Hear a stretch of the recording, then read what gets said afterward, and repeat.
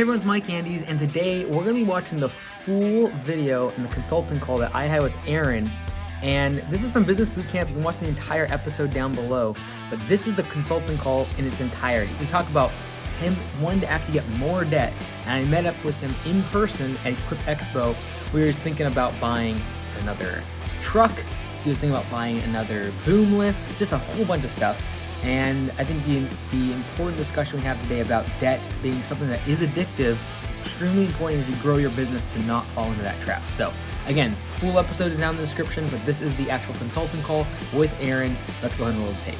Cool, I'm just resetting into everything that I knew about your account. Yeah. Jobber, I know we were talking about prior, so where are we at on that? So initially my thinking was I was going to work on it this week, but after consulting with a couple different people, I don't think it would be wise. I didn't bring a computer, so I don't want to do everything off of my phone and then end up duplicating accounts. Right. So I'm actually, next week I'm going to dedicate a day. Moving all over. Just at my house, in my office. Cool. Yeah. Cool. And then so this week, obviously, you came here. Who's managing the accounts now, and how are they done so far? Like using the past few days. So it's myself managing as far as putting out the schedule, and then I have my foreman. I send him to any of the difficult jobs that are just more complex, that have to do with irrigation. And then I have another crew, and they do more of the basic, like mowing and trimming bushes. Okay, cool. All right, so we're gonna break this down. Why do you think you need the big trucks? I want to go over this because I saw your comment on YouTube on one of my things. Yeah, we saw that. Okay. So I want to go over that because I agree with you to some extent. Okay. I disagree with you on some other extents. Okay. Walk me through your logic though on the trucks. Cause you have, just so I'm clear, there's the one F450. That's the one that when you won the thing from T-Grid, you put that cash towards. Yes. And that's the one you owe 120 on, approximately. Yeah. Okay. Cool. So that truck, I had already ordered that truck. So I've already wanted a F450 truck. Got it. I figured it would be good for marketing purposes. Like, oh, this guy has his stuff together. He has like this, $100,000 truck. Like, just. It puts your foot in the door as far as like credibility, in addition with everything else that they already may know about me. So that was part of my thinking. Also, it's, it has like crash detecting. So I know myself, I'm extremely busy, I'm on my phone, and I would like that alert, like, hey, you need to stop. Yeah. Beep, beep, beep, beep, beep, Yeah. So, and it actually did save my butt once, and where I had to lock up the brakes because I was on my phone texting, Yeah. So, if I was driving my, F350 truck that didn't have that, I could have rear-ended someone, hurt someone, So that truck saved someone's life, So. Oh man, I guess you could just not text and drive. Yeah, but then I couldn't manage everything. Yeah. So that was kind of my logic with that. I just overload my vehicles. Right. Yeah. So. Okay, because like. What do you think? Well, it's a lot of debt. And I understand our plan is like to grow out of it. I get that 100%. I'm just concerned in the meantime, like the next 12 months. Like I think if someone was doing say 1.5 million, I'd be okay, 300,000 in debt. I get that, right? Like even I was talking with Tigran yesterday. He said about $400,000 debt. That makes sense to me because he does 3-4 million plus. Yeah. I'm concerned when there's that much debt and such little cash. And then my question is, from a marketing standpoint, could the $1,700 per month on that loan be spent on marketing and actually get more customers than the image that is currently using on the truck? Yeah, I mean, it could. I weighed this back in my head too. Yeah. Everything back and forth. Yeah. And try to think about it. And I feel like I purposely put myself under that stress or that struggle just to be uncomfortable and force myself to get ahead.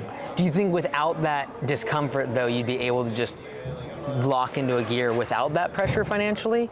Or is it for you, like, you need the financial pressure? Because I understand some people do. They need that pressure to get up and just like hustle. Or is it, could you do that without that kind of pressure? Yeah, I think I can do it either way. Yeah. Okay. All right. So in terms of doing that, because like the only way in my mind is just growth, like massive growth. What are we taking in terms of steps? Like obviously Jobber is going to help somewhat systematize some things. Is there anything that can be taken off of your plate so you can just focus on the selling side of things more? Yeah. I could hire. I need to get another like qualified, foreman. One of them I have now. For the most part, he's qualified, and he can solve a lot of problems, customer relationship, issues. Like he's great. So I need to find another guy like that. So yeah, that would make my job easier. You had said about 20 to 30% of your revenue now is from the project side, 70 to 80% of it is from the maintenance side. What was that like last year? Was it mostly maintenance and now you're really going after the projects? Is that kind of the goal? So when you say projects, do you mean like trees? Trees, any sort of project, like anything that's not recurring basically, or like property maintenance. I would say it's similar to last year. Okay. Yeah. Okay, so it's always kind of that, but now you're kind of like, hey, I'm going to get into these bigger jobs and really go for it. Yeah. I mean, I've always liked the bigger jobs. I've just had to rent the equipment to get those bigger jobs done, and then now I own the equipment versus renting it. But I've always kind of put myself so I don't have a lot of money in the bank. Right. That's how I've always been, and just like pushed it, right back towards the business to grow, and it's worked. Yeah. But I know it's risky. Yeah. Okay. As long as you know it's risky. I do know it's risky. As long as you know it's like when they go to the insurance and they're like, make sure you sign this waiver that you have, was it like you said you don't need a certain type of insurance, right? That's what I kind of feel it is like, as long as you know it's risky, because it's extremely risky in terms of having that kind of debt and then still growing. Right. Yeah, I'm a little worried about December because December every year it's slowed down about 40%, 40 to 60% really, since I've been in business. So, this month I'm going to stockpile a little bit of cash to make sure that I'm going to be able to pay my bills for December. That's my plan. Yeah. So this month has been okay. I'm going to have all the work that we've done this month, the payments are going to be coming in November, and that's where I'm not going to invest back into the business. I'm going to actually save that to make sure that I'm going to be able to pay my bills. Okay. So. Okay. Yeah, I mean, go ahead. No, I don't have anything to say. It's just a matter of like, as long as like, it's scary for me, honestly. I don't do as well as that. I don't do as well underneath that financial pressure as you do. It seems like you really put yourself there almost in order to force yourself to just keep kicking butt. Yeah, I don't know if it stems from childhood too. I mean, like when I was a kid, my dad, he used to always put that on us as a kid, the financial stress. Yeah. Like, oh, we're not gonna, have enough money to pay our bills. Like, and that did teach me to become a very hard worker because I'd go out there and I'd help him, and I'd bust my ass, trying to make sure like our bills are going to get paid. I've learned that that's irresponsible. I would never put that on my children. But I think maybe I still put that on myself. Right. So yeah. I think it's kind of like a habit. Yeah. That eventually I'm going to get myself out, and I feel like I'm just going to be rolling in the dough. It's going to be easy. Everything's going to be paid off. Yeah. Tell me a little bit. Steven had said at one point you were really into the drug scene and all that sort of thing. What helped you get out of that? Really, what motivated me was having my daughter. I got into drugs because of depression, self-medicating. I sought help beforehand, and it wasn't working. They could only see me like once a month for 1 hour, and that just wasn't going to cut it, because I had some deep issues. And then, once you get hooked on that stuff, it's evil. It's a disease, but if you want to get off of it and quit, extremely hard. Yeah, I mean, I'm a pretty like tough person, but yeah, it's rough. So I definitely know how it can ruin people's lives. So you had your daughter, and that was kind of like the wake-up call you needed. Yeah. So I had my daughter, and within myself, I just wasn't able to conquer it. But I knew I didn't want to have this innocent child have a father that's like a deadbeat, So I suffered for 3 months. I didn't go to any sort of like rehab. I just I purposely slept on concrete. Like I stayed at my mother's house, and I didn't sleep on a bed, nothing. I gave my bed to my ex. I just, suffered through it and got off of it. Dealt with dreams every night for like a year and a half, like of using drugs, so like there really wasn't much of an escape. And then it slowly started to get better after about a year and a half, where you don't dream about it, you don't think about it as much, so. Yeah, it's almost, the reason I asked is because like, there's a couple friends I have that I've seen, came out of that, and then they really instead of drugs, they started putting it on like other things, right? And like putting the focus on, whether it be like, my one friend just like, he bought this crazy house. It was like stupid. And then he ended up having to lose it because he had put his identity into the house, right? And what I don't want to see you do is put identity in the trucks and the equipment. Because like that is not the business. The business is ultimately, we could look at, okay, what's the cash flow, what's the debt, and like the liabilities and the assets. And currently, like the assets are lower than the liabilities, right? And theoretically, it's insolvent unless a business is going to grow out of that, right? And that is a scary proposition as long as you know how like important it is that we grow, and that it is profitable growth, because that's my biggest concern. That is my biggest concern, and I don't want it to be whether it be, you had a daughter and you wake up and like, oh my word, like this is all happened. That's not no longer an option when you're providing for a family, right? To be like, oh my goodness, like I have all this debt, and the only way out of it is bankruptcy. Like that's scary. Yeah. Right? And so that's my concern, I would say. And I don't want you to get wrapped up into the ideology that equipment makes the business better. Well, I mean, it does make the job easier. Yeah. The wood chipper definitely makes the job more streamlined, versus having the guys cut up the trailer. Right. I could have one guy, pay him $160 to $220 per day cutting up the trailer with the chainsaw. I am out chainsaw chains. I have to get them sharpened, versus just having a chipper. That same guy can just be feeding the chipper right into the same trailer. The math on the chipper is $50 a day. Right. I guess my concern though is the fact that so if 70 to 80% of the business revenue is coming from the maintenance side, and then 20-30% from the project side, but the project side, let's say it's 20-30% of what you're doing, so probably like $200,000, $300,000 a year. That is how much that side of the business is the part that's requiring all the debt. Yeah. Like the big trucks, the big chipper, et cetera. And that 200, 300,000 needs to literally grow to $1 million plus to sustain that debt service of almost $5-6 grand a month. No, it has to. It has to. Because there's no way that a business, let's just say it's $200,000, or let's say $250,000 in annual revenue that you're doing right now on projects, right? That's about 33% of what you're doing now. If you're doing 33% of what you're doing now is projects, that's like 250 grand. Let's assume that we're 20% profitable on that. That's 50 grand per year in profit. But then if I just take away your debt service, which is $5 grand a month, that's 60 grand. So now we're negative on that revenue. So the only way out of that is to grow from 250 to $1 million, be profitable 200 grand on that. Then I take away 60 grand from debt service, and I'm profitable 140. Right? That's why the growth is the only option if you keep that debt service. Just do more marketing for tree work. It's either that, or it has to be where you cut those services out. And I agree with you. If the services that you want to provide long term and really focus on is the big projects and the trees, you've got to scale that. There's no financial sense, and I believe that every profitable dollar from your maintenance side is being sucked up into the debt service for the big stuff, which is fine, assuming that we go to $1 million.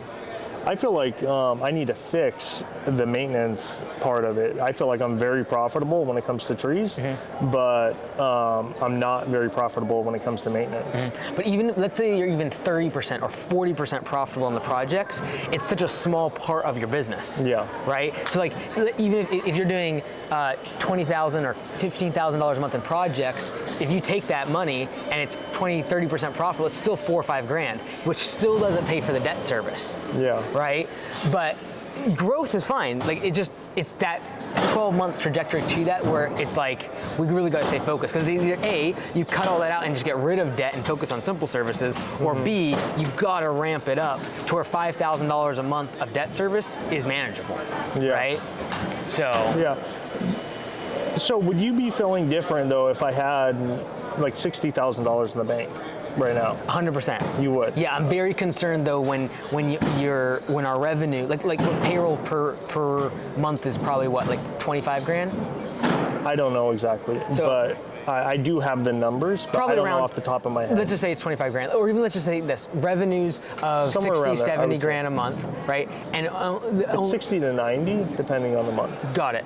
And then, but then when I look at the amount of cash in the bank now, that's what makes me scared. Because if I had 60 in the bank, I know that you have 12 months of debt So service that's in the one thing bank. that where I felt confident in making the decision. Yeah. Is because I've been paying, like I paid for dental work, you know, $30,000 in the last like couple of years. Yeah. I paid $45,000 in lawyer fees to get my daughter, Right. as far as fighting for custody Right. to get her. Yeah. You know, and then I also provide for my family. Like Yeah. I'm the only like one that makes Breadwinner. income. Yeah. You know, so a lot of that.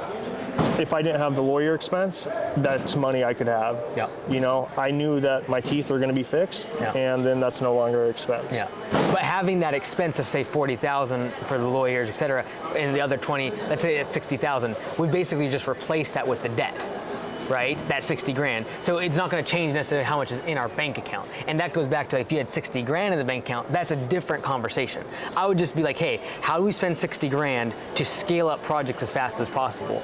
Right, but when you have Just that on marketing, then. just marketing, selling, and really trying to focus on how do we get you out of the office and selling, because that is your strength. Like 100%, I have no doubt you can build a multiple $1 million business. Not a doubt in my mind, because you can focus on sales. But when you don't have the cash, what happens is you start micromanaging things because you don't have the ability to like, okay, I'm just gonna let this office person do stuff, I'm gonna hire them, and I might lose money on them for the first month or two, but I don't care because I have 60 grand in the bank. Yeah. Right? Yeah. And so I think getting that cash level like higher is number one. Yeah. You can't have what happened before where they locked up the accounts. That's like stress to the max. Right.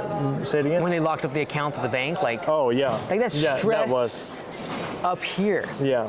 And I don't want that to happen there. Yeah, it was. I ended up having to borrow money from a friend, you Yeah. know, just to pay my bills, you know, and then as soon as they released those funds, you know, I was able to pay it back to them. Okay. But All right. So we've established that. Like honestly, Yeah, I think we've established the fact that okay, either A, you simplify and you cut out the stuff that requires the debt, or B, you just keep growing. I think I'm just going to grow. So if you're going to grow, then it's a matter of, what are we doing now to fix the cash problem? Because it is a problem in my mind. You can't have that low of cash. Yeah. And so, pricing-wise, before I talk about pricing though, when you do a job, when you do an estimate, what percentage of them are you closing?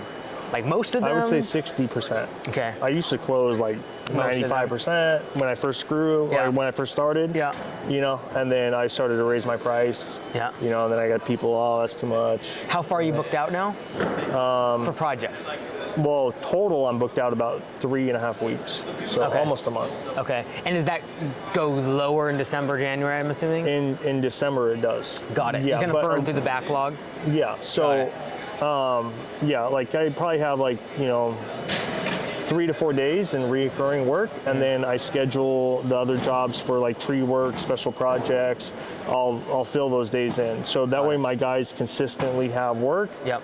You know, if they need to take a day off because I don't have work, you know, Yep. then Yep. they get to rest up. Yeah, because I think, if we could raise our prices to the point where we're only closing, say, 45% of the, that would probably be where there's enough margin to where we're having some good cash flow. Yeah, so one thing that I've done too is because I just started getting Facebook leads. I've been going with Elite Leads. I've changed rather than me going and doing an in-person estimate, doing it over the phone. But I feel like that affects my closing because they don't see me there. And then with the higher price, you know, it's a downside, but it also saves me time from all the tire kickers. You know. So I've debated that, and I've also debated just raising my price with every customer, and then, you know, $20, $30. How many mowing customers do you have now? Somewhere around 125. I don't know exactly, but somewhere. And when was the last time you raised prices on existing customers? A few months ago on the lower paying customers. So you had, like, say 125. Do you raise like the bottom 25? Yeah, like the lowest paying is what 25. I raised. Yeah, Okay. I sent them a text, you know, explaining everything. The other 100, inflation. do you think we could raise the prices on them? Well, I raised the other 100 before that about 9 months ago. Okay. I'm wondering if next spring, though, if we just raise on everybody a little bit more. That's what I was thinking. Because if we can even get, if you even got, let's just say, $5 more per cut, and you have 125 customers, and you have 4 cuts a month, you're looking at like $3,000 a month in just straight profit that can go towards the debt service, and I would feel better about that. But inflation is also going to go up between now and. Yeah, exactly, and it has been going up. But same thing with, you know, herbicides. You know, they've almost tripled for herbicides in the past couple of years. Yeah, so if you go at $5 on, say, lawns that are under $50, $10 if they're over $50 or whatever, and try to achieve like a 20%, you know, bump in price, I think you'd probably keep 115 of them. Yeah. Oh yeah, 100%. Especially if you switch over to Jobber and like they start saying, okay, like they're implementing systems now, I'm getting automated email, I can pay with a credit card a lot easier. They can already pay with credit card on QuickBooks, right? Yeah, none of them do though. Oh, really? Yeah, I try not to get them to pay with credit card because of the percentage. The fees, Yeah. Okay. I tell people it's like a last resort almost, you know, like we'll accept credit card, but only if you don't have another way to pay. Got it, okay. All right, well, even once they start seeing those improvements and those changes, the goal would be that when you do a price increase, they're like, okay, we understand that. We've seen the changes being made in the business. We see the automation starting to kick in. We see the ability to be able to see it on a mobile device, things like that, right? Yeah.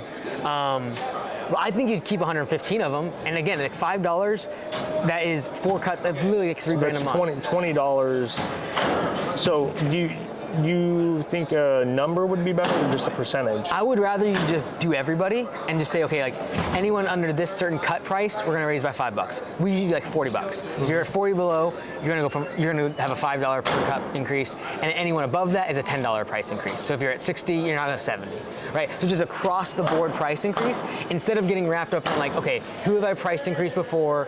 How much did I bring up? My lowest 25. Just raise it across the board so you don't have paralysis by analysis. Like just tear the Band-Aid off, because I really believe more will stick with you than you think. Yeah.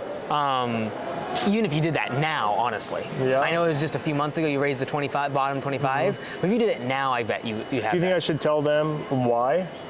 I would just be honest with them, be like, hey, I can't find people for the prices for the wages that we can offer, and in order for us to stay in business with the cost of fuel going up and everything, I gotta raise prices. And again, like, I really believe what we gotta do is like literally just think of that price increase as a way to pay for the debt, because then I won't bother you about debt. Like, hey, if I can go raise $5,000 more in profit tomorrow, cover the debt. Okay, now let's focus on the business. I'm just very, very concerned by $60,000 plus a year in debt service. Very concerned by that. Yeah. And so that would be like, you know, if you raise prices, I guarantee you next week, and you'd go from 125 to 115. So I assume you think it's a bad idea if I take on more debt? I would. Do you need to have a confessional right now, bro? Yeah. Well, because I want to get another truck. I'm waiting for it to be built. Another. No. You already have the order in? Yeah, I put it in last year. But this truck's cheaper. Check it out. This truck is MSRP, so I don't have to overpay for this truck. So I could actually sell that truck for more once I get it. Okay, but are you going to sell it? No. That's the whole point. How much is it worth? It's like a $90,000 truck. It's just an identical truck to what I have now, you know, when it's made, when Ford gets around to making it.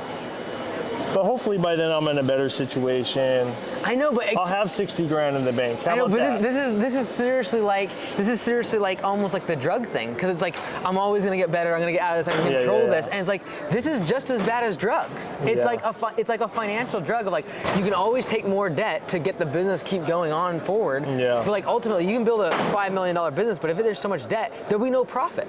Yeah. And it'll just be a bigger mistake. Yeah. And so I would not be happy with that. So you would rather see like me buy like a cheaper truck then? Well, let's say 90,000. I got an F-150 truck that has 240,000 miles on it that we use. Yeah. You know, that I know it's like, it's gonna break down, you know, one of these days. It breaks down. What are you gonna need, a new engine? Yeah, but I don't want it. A new engine is like 20 grand. Let's say the transmission goes out a few years later. I've been down that road where I've spent, you know, like nickeled and dimed when I first started out on repairing vehicles. Yeah. I just keep throwing back in, and then you got a broken down vehicle that's always in the shop. But you don't need a $90,000 brand new truck built custom from Ford in order to fulfill the fact that of dependability. You can get a $60,000 4-year-old truck that'll still pull the same weight, have 20 to 40,000 miles on it, and will still last 10 plus years. Okay. And you can still get debt on it. But I still don't think you need the debt.